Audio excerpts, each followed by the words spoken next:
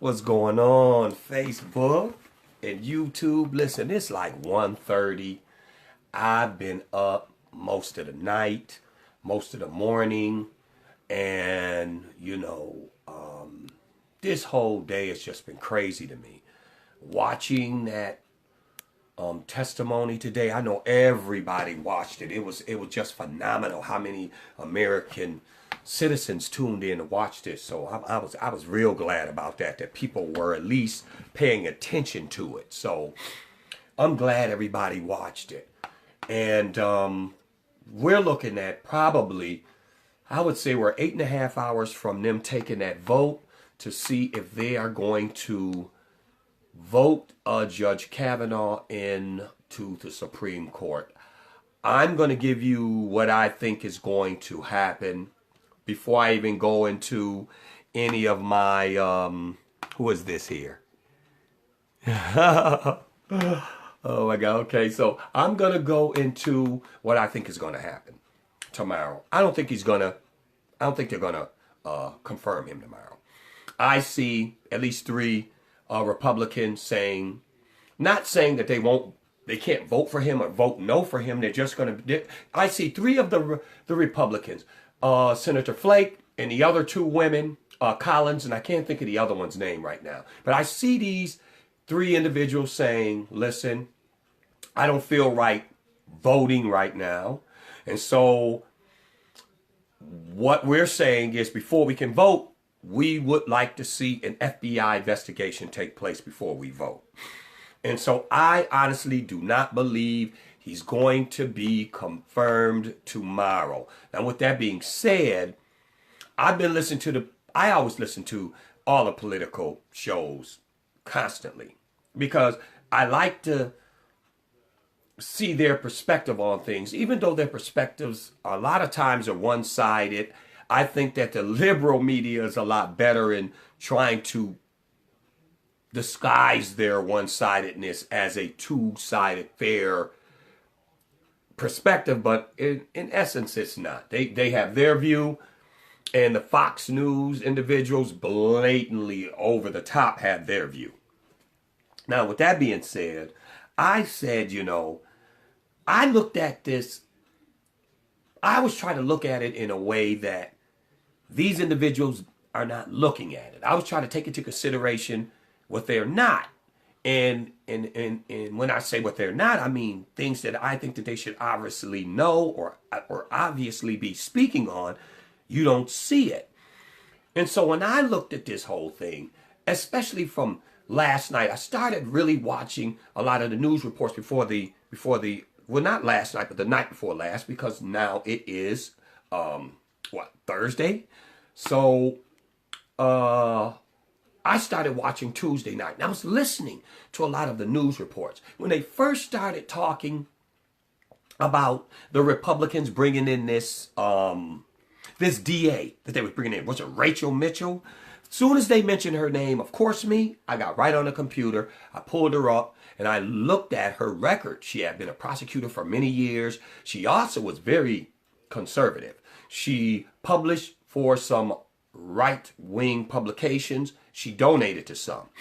And some of these, at least one of these right-wing publications was really it was really right-wing. So she was all down for the Republicans. And not only that, they hired her to question Christine Ford or Dr. Ford. So they asked a question of these on all the liberal medias. I watched those. I didn't get too much from the Fox News because they were just talking conspiracy theory crazy, and I just couldn't listen to no more of it. But all the talk shows had these legal analysts on their show. And when asked the questions to these legal analysts, what role would this lady, Miss Mitchell, is going to play in this whole thing tomorrow? Their response was they really didn't know. And to me, that was kind of like retarded. I was like, how, as legal analysts, you don't know what role she's going to play? And the reason why I say this is because of this.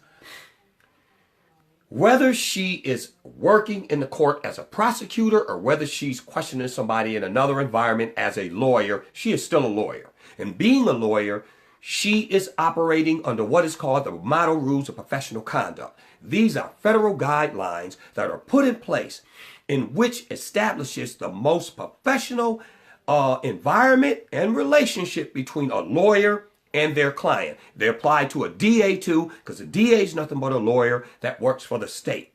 So unless you have seen a document that's saying, hey, this lady is not going to be acting within the boundaries of the model rules, you should automatically know she's going to be working for the Republicans. Her job is to exploit any inconsistencies in Christine's or Dr. Ford's testimony.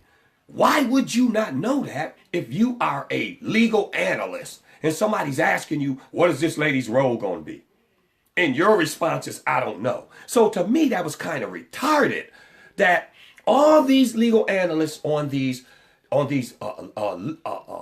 liberal talk shows, when asked that question, had no idea what role this lady gonna be playing. Stop playing. She's an attorney, and as long as she's an attorney, she has to honor the model rules of professional conduct. As a matter of fact, one of those model rules say that you have to give your client zealous representation, meaning that you have to go all out to the fullest to make sure you represent your client. And if you do not obey these rules, if you get caught breaking them, you can be punished, severely fined, you could be suspended and not allowed to practice law for a certain time, and you can be disbarred. So to me, it was like, to me right then and there, I started thinking, these people's heads are all in the wrong places for me. It was ridiculous. And this is what really got to me. You got this lady, Dr. Ford. And when I saw her testify today, I saw one of the most pleasant women that you ever want to meet. I'm serious. I mean, if she's making this accusation of going through what she's went through, it's obvious that something happened because she went through therapy. She was talking about this for years before Brett was even nobody even realized he was going to be nominated for the Supreme Court. So she was already talking about this a long time ago, and she has such a pleasant personality about her. She seemed to be a pleasant person, and when I saw that in her, I really got angry, more angry than I was when they first reported this. Because here's the deal, and I'm gonna tell y'all something. This is why I would never be a Republican and a Democrat. We have caused this as American citizens. We have allowed some of the most vile people to reach us in the most highest places of power. And they in there on the Republican and Democrat side. And I'm going to tell you right now that the Democrats didn't give a damn about that lady. They used her politically. Here is a woman who hires an attorney and tells the attorney that she was sexually attacked in a state, Maryland, which has no statute of limitations on rape or attempted rape. And you don't take her to the police. You take her nowhere near the police. Where do you take her and encourage her? You try to find her a way to talk to the Judicial Hearing Committee. My first question to her would be, whose idea was it to go to the Judicial Hearing Committee? Yours or your attorney's? Did your attorney ever tell you that y'all need to go to the police? Because as her attorney, your job is to have her best interests at heart. You don't give a shit about who gets nominated tomorrow. That ain't none of your business. As her attorney, there is a crime committed. Your job is to tell her, listen, we need to go to the police. I'm going to tell you, as your lawyer, you need to go to the police. This attack took place in a state where there's no statute of limitations on rape. Why are you taking her to the Senate Judicial Hearing Committee and worrying about Judge Kavanaugh being confirmed? That is not your job as a lawyer. You got plenty of time to do that. You should have took her to the goddamn police. You got this other woman, Deborah Ramirez, who come forward. says this man stuck his junk all in her damn face.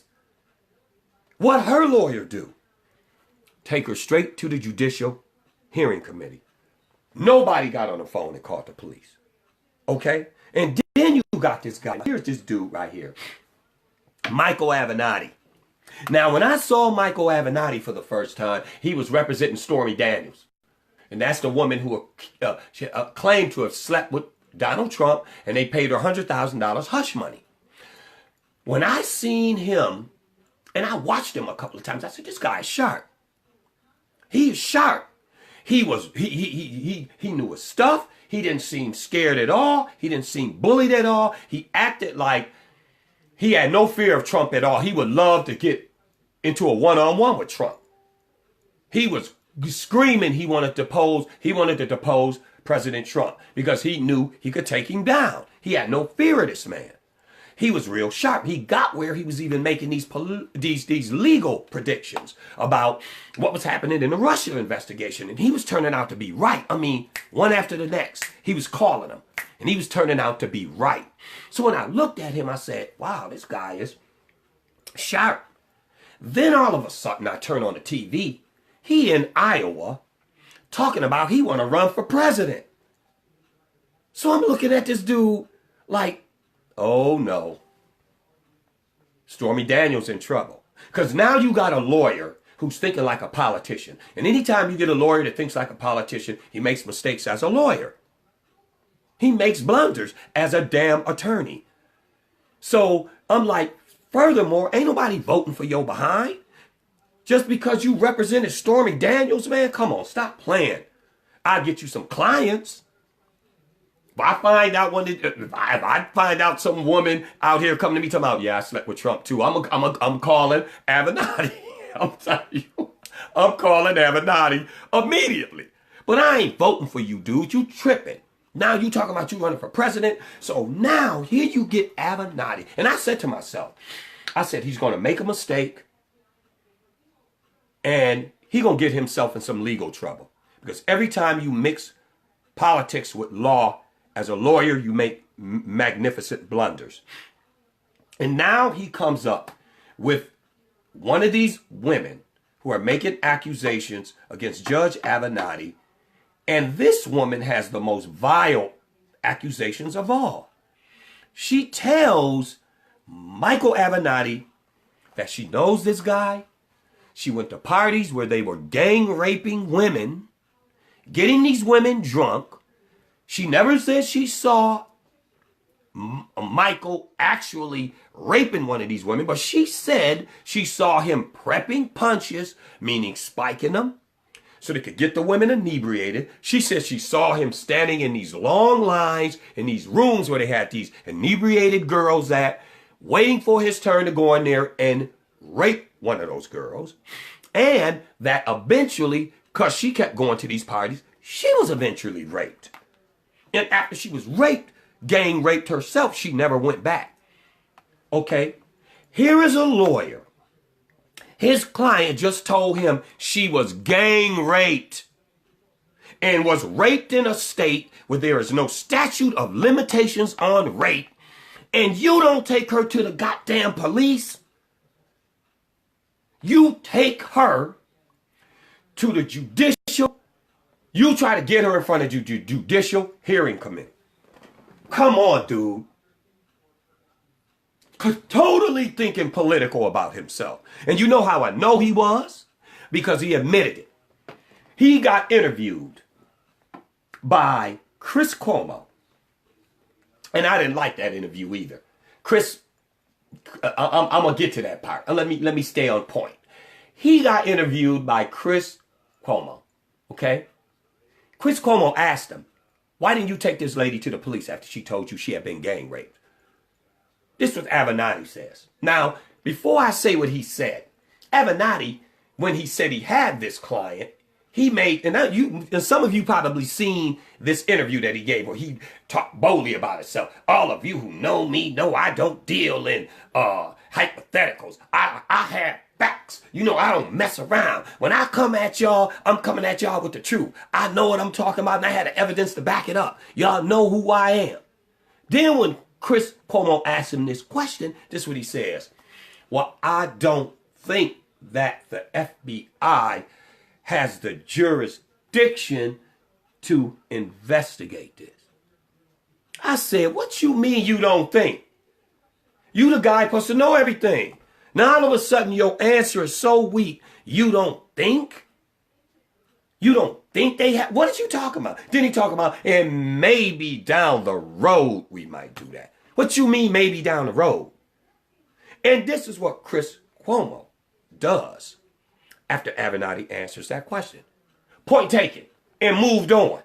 Now, listen, I like Chris Cuomo because he combines a journalistic style with his legal abilities, and he could tear a person up when he interview him. And he didn't do that to Michael Avenatti. He should have told Michael Avenatti's ass up. This is why Trump called y'all fake news. Because you know good and goddamn well you shouldn't have let that man off the hook like that. You know his answer was bullshit. And y'all can go watch that interview if you want to. You can pull it up right on YouTube. Okay? He immediately said, point taken. He did not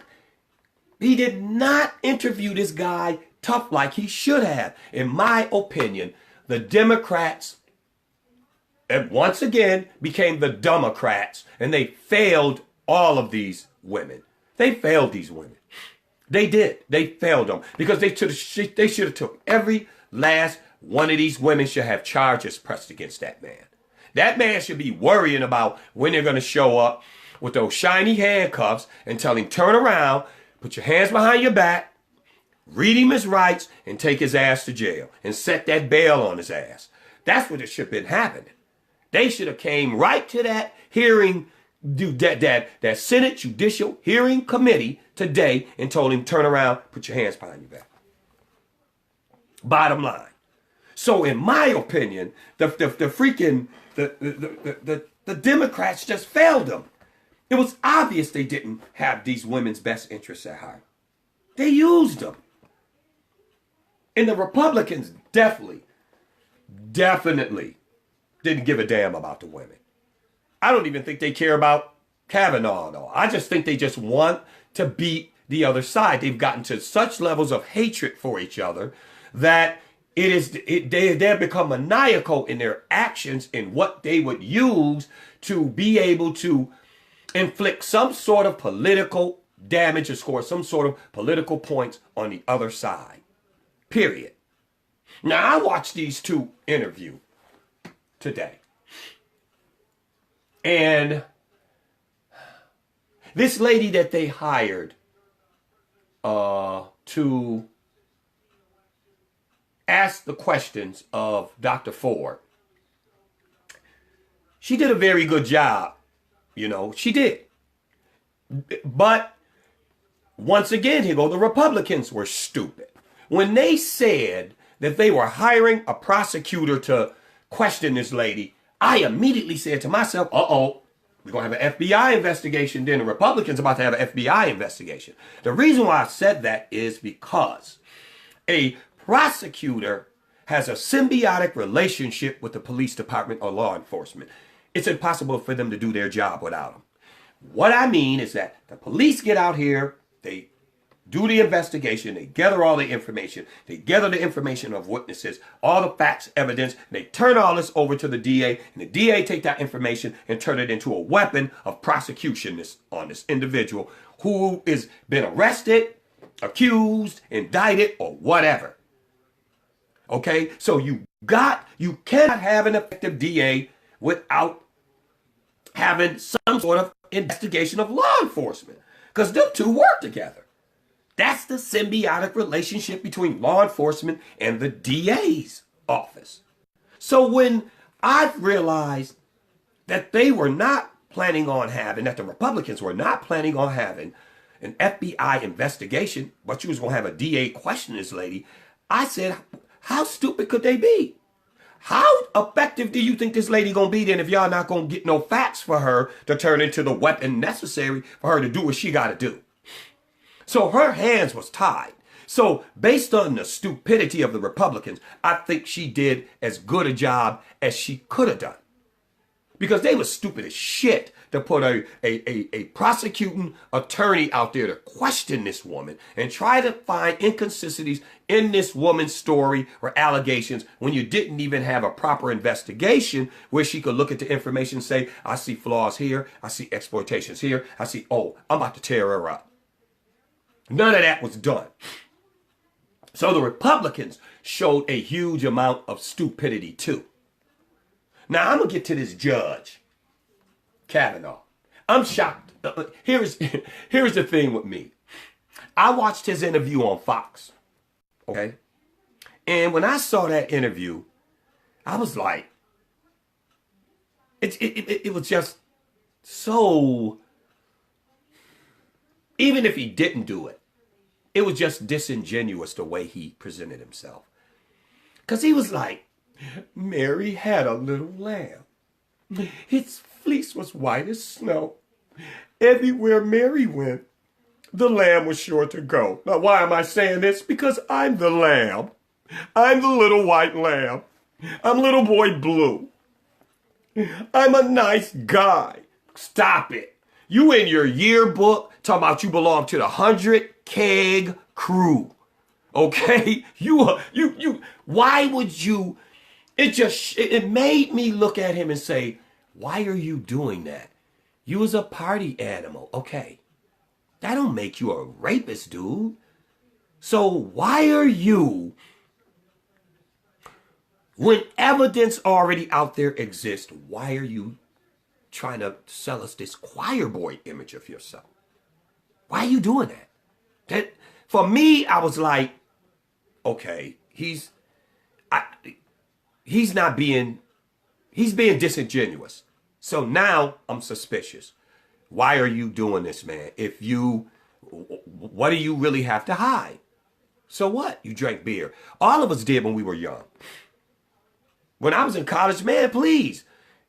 Listen, wild parties. I mean, we all drank when we was young, teenagers, all that stuff, stop it. And if we got in any serious situations, we would never tell our parents because the first thing they would do was kick our butts for you. Especially back in 1982, you get your butt kicked for even being at a party. Then before they even get concerned of what happened to you, you should have never even been there drinking in the first place.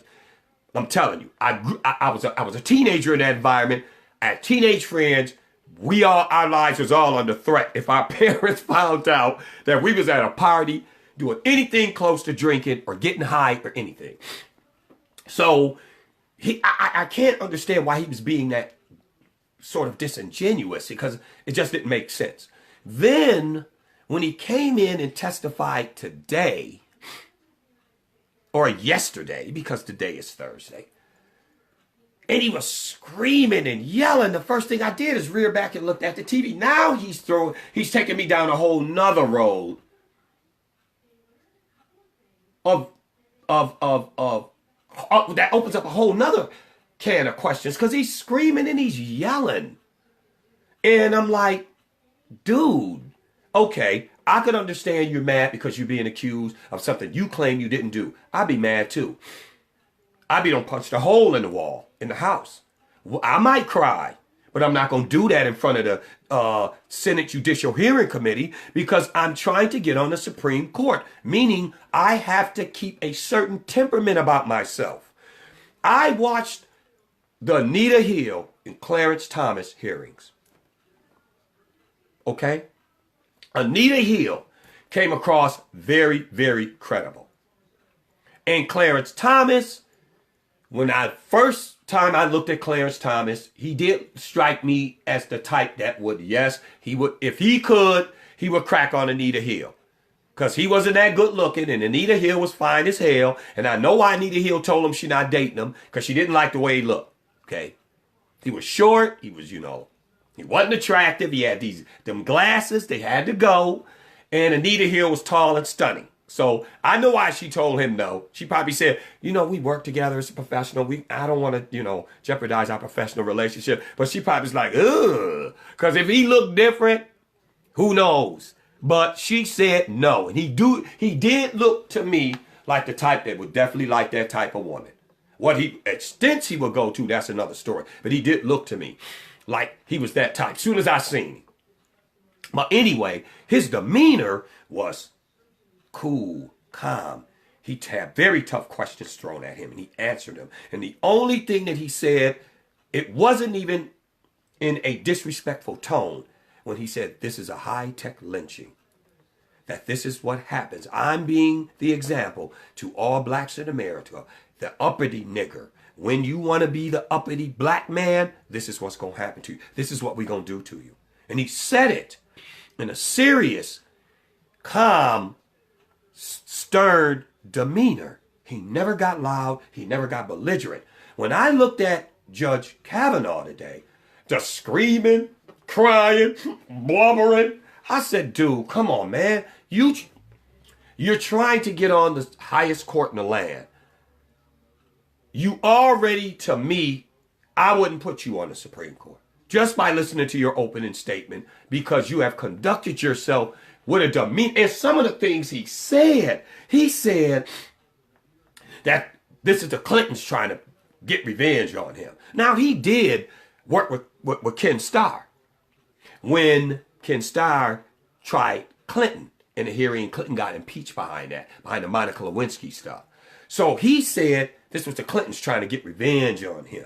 And there was large sums of money from left-wing parties that it's a political hit job and everybody's after me. And he was screaming like, I'm not going to back down, like he's going to war with the whole Democratic Party and the whole left wing of the United States. Now, in saying that, how in the hell somebody supposed to put you on the Supreme Court?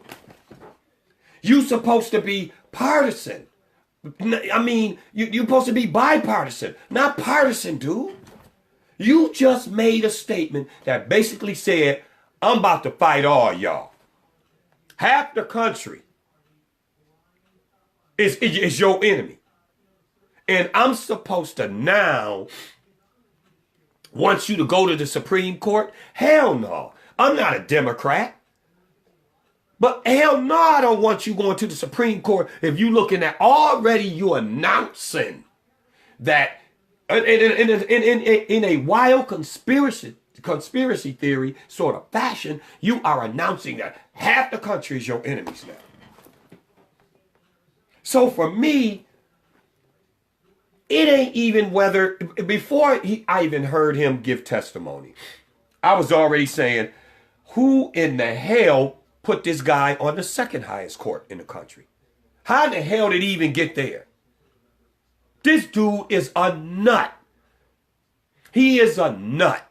Only a nut would have went in front of the Judicial Hearing Committee and in front of this country and performed that way. But in the era of Trump, I'm starting to see that his Kool-Aid is contagious. Because to me, you just disqualified yourself to be nominated to the Supreme Court. It's, dude, hell no. No, dude. And then when it got into the questioning, here he is in his beginning statements bragging about being vetted by the FBI 6 times and them finding nothing on him. So Dick Durbin say, okay, all right. Why don't you go before 7 times? You know 7 times is a lucky number. Since you bragging about them 6 times, what's wrong with the 7th time? He's like, no. He wants no parts of a judicial hearing committee that involves an FBI investigation. Wait a minute, dude. You're a judge. You're a judge in the second highest court in the land. A court in which you know investigations and evidence is relevant to finding a case. I would, if you're a judge, I would much rather prefer a judicial environment to handle that.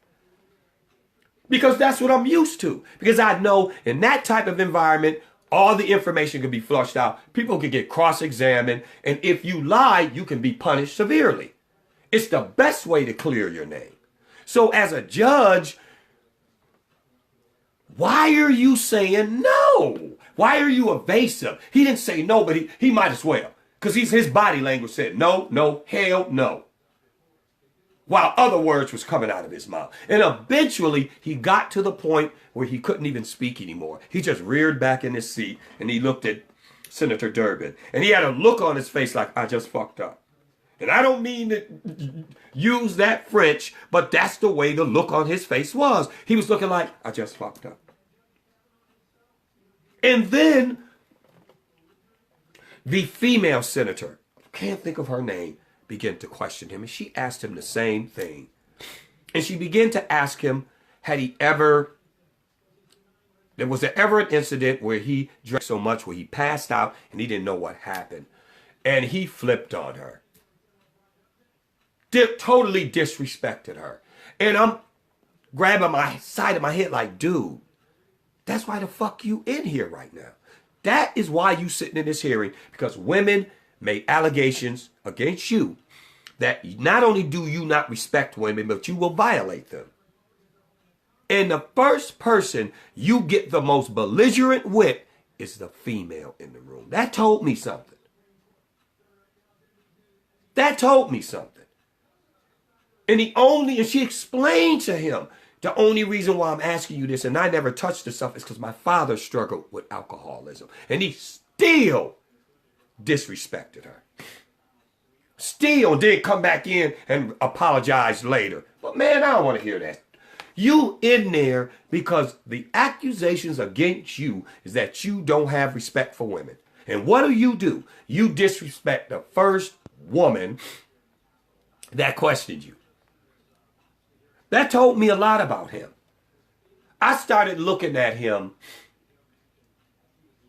and I started thinking more and more that he shouldn't have took Trump's advice to come out fighting like that. He should have been more truthful about his youthful drinking, but he shouldn't have did that. I think it made him display his temperament as just terrible for the court. Great as if he was a politician or a senator, a person fighting for a Senate seat or a seat in Congress, and they were trying to get him out of Congress or something. But not the Supreme Court. That's not the way you fight when you're trying to get on the Supreme Court. You have to have an even killed demeanor. And it was just, every time I tried to give him the benefit of the doubt, it was like he kept snatching the opportunity from me. And so I was just, what really got me was the last senator, the Republican senator, who closed out the hearing by telling him, this was the phoniest part of it. I ain't even gonna get on Lindsey Graham and the rest of them because they were corny as hell too. But this last guy just took the cake. He said, with his country accent, he said, this is your last chance. Now I'm going to ask you a question. Do you believe in God? I said, oh, no, you ain't. He said, do you believe in God? And here go Judge Kavanaugh, yes. So he says, look into my eyes. I said, stop. By this time, I'm laughing. Look into my eyes. Did you do this? I said, stop playing. Don't neither one of y'all believe in God. Y'all need to stop.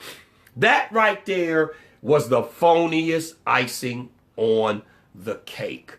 By the end, I was so disgusted with what I saw. It was so much different than Clarence Thomas's performance when he was in front of the Senate Judicial Hearing Committee. It was so different. And Anita Hill was she was the essence of what a lady with what class is like. Despite the fact that she was being badgered, she showed so much class. It was just, people are saying, no, it's similarities. The only similarities was the accusations. If you look at that hearing and you look at the one we saw today, you will be quite embarrassed of how Judge Kavanaugh performed.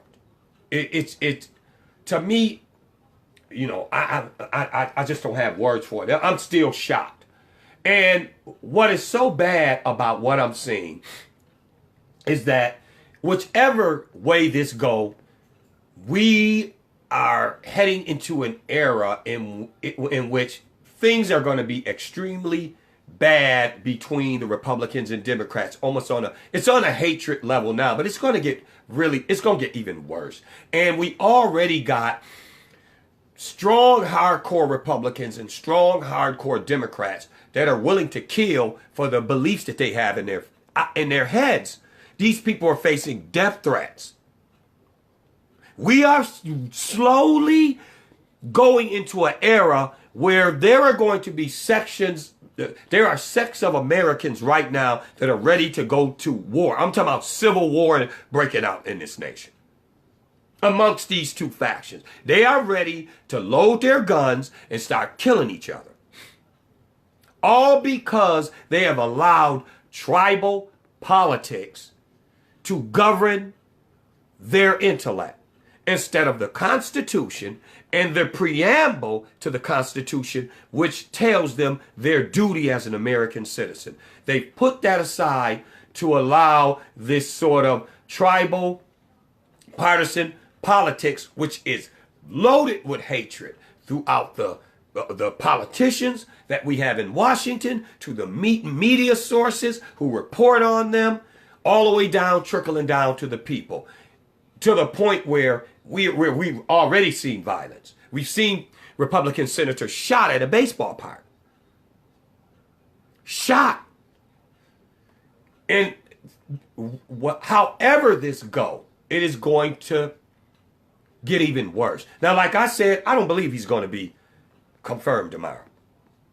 I don't believe it. It's just something, I just got this feeling.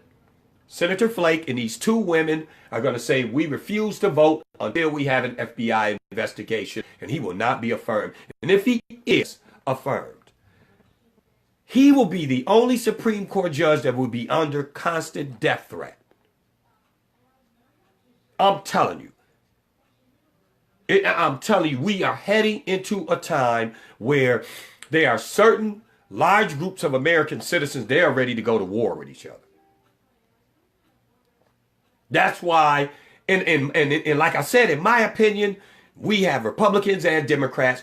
Neither one of all of them is low down, dirty ass individuals who don't give a shit about nobody but themselves and their own politics. You got Senator Grassel, the chairman of the Senate Judicial Hearing Committee, who was exposed of putting together a sort of a legislative policy in Washington where when politicians in Washington were caught and charges were brought up against them by pages in Washington of sexual harassment, that American taxpayers will be on the griddle to pay off these individuals making these allegations, and they would be hushed up, and the individuals who made the allegations had to go through some sort of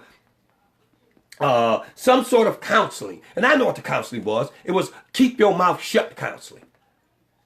And he has done this up until this time, which was 2017 when he was exposed. And the American people so far has been on the griddle for $17 million so far. $17 million. And we know for a fact, based off the reporting, that there are Republicans and Democrats on that goddamn list. We don't know how many of them sitting on that Senate Judicial Hearing Committee today is on that list.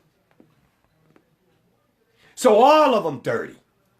Every last one of them. And we're on the griddle missing $17 million of our taxpayer money.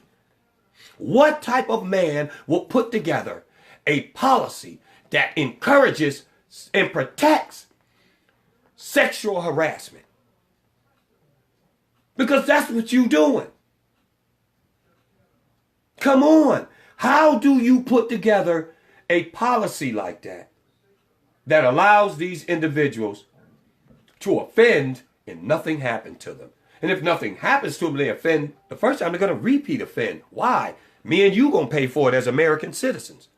And nobody will never know. So they could run for re-election and look like the shining, clean-cut politicians that they are.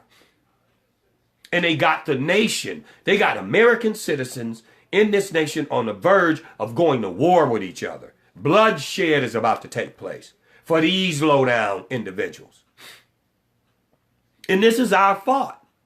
This is our fault as American citizens because we should have never allowed this to happen. We let our hands off the rein. We let them teach us what politics was. We let them teach us what law was. We let them teach us what government was. And we start paying attention to all the wrong things. And guess what? All of the wrong type of people got in positions of power. And we sat back and let this shit happen. So in my opinion, I don't have, it bothers me because I saw the corruption on both sides, and I saw people playing politics, and I saw them use this woman, this very kind woman. I saw her get used, just like the rest of the women that didn't even have a chance to even tell their story. And one of them was gang rape for crying out loud. You got Michael Abernathy, who have not to this date took that lady to the police. None of these women have been to the police. In a state where rape has no it has no statute of limitations on it. It don't get no freaking crazier than that. It don't get no obvious than that y'all don't give a shit about her. So that whole thing to me, compared to what I saw with Anita Hill and Judge Clarence Thomas, what I saw today was just sickening.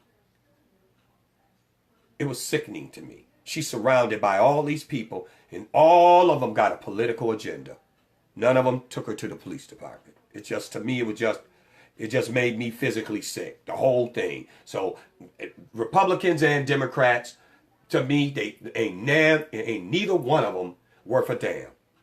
They are some low-down corrupt individuals. And it's sad to me that we have individuals who are that caught up in tribalism with either one of these parties, and neither one of them gives us flying shit if a Republican citizens and Democratic citizens kill each other. They ain't gonna give a god. They ain't gonna give a damn. They ain't gonna give a damn. And that's sad. That's sad. Now, I'm gonna tell you one more thing I want to weigh in on too. A lot of people have said about these girls, and I'm gonna call them girls because that's what they were at the time. You know, why were they going to these parties where these people were drinking? Why did this one girl keep going to the parties when she knew? And that was what was her name? Her name was Julie Swetnick. Why was she going to these parties when she know women were getting gang raped in these parties? Why would she go back? Why didn't these girls go tell their parents and they go take it to the police?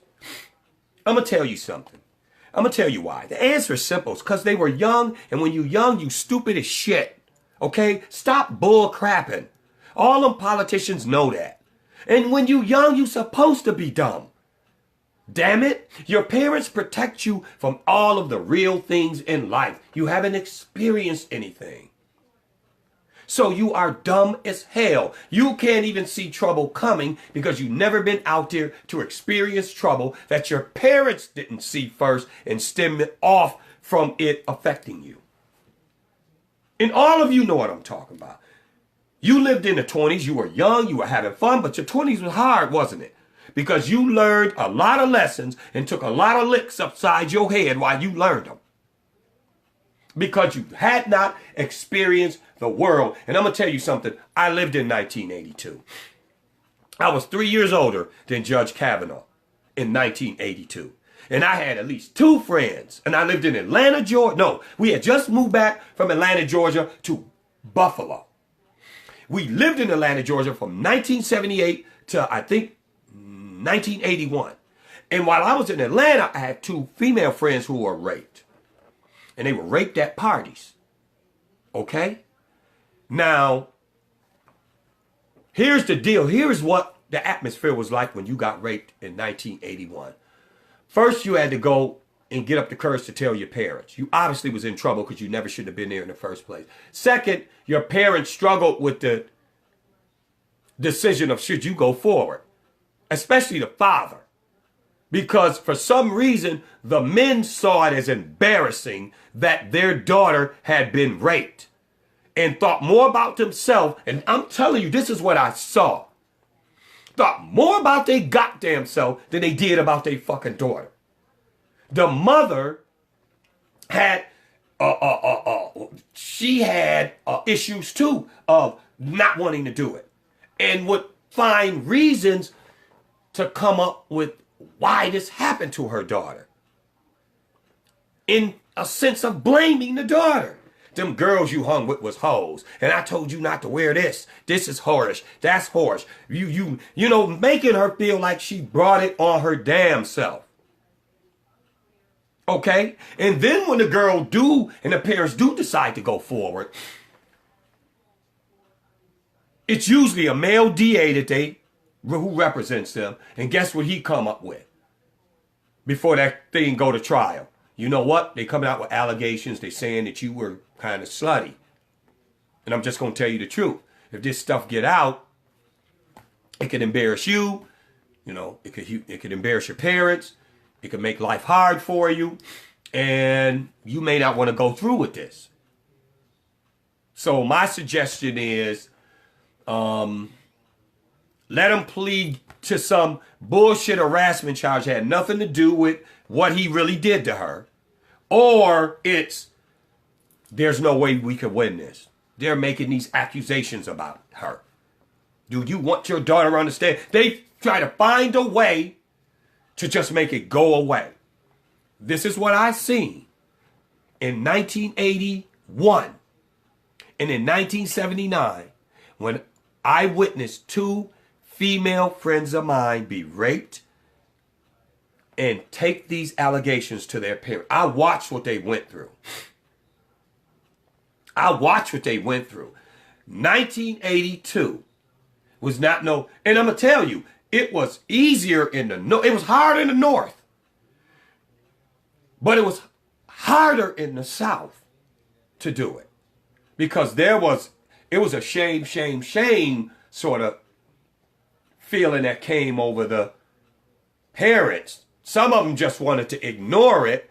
Maybe they felt it was their fault. It wasn't the atmosphere that was good and positive and would probably get results for the young lady who was raped.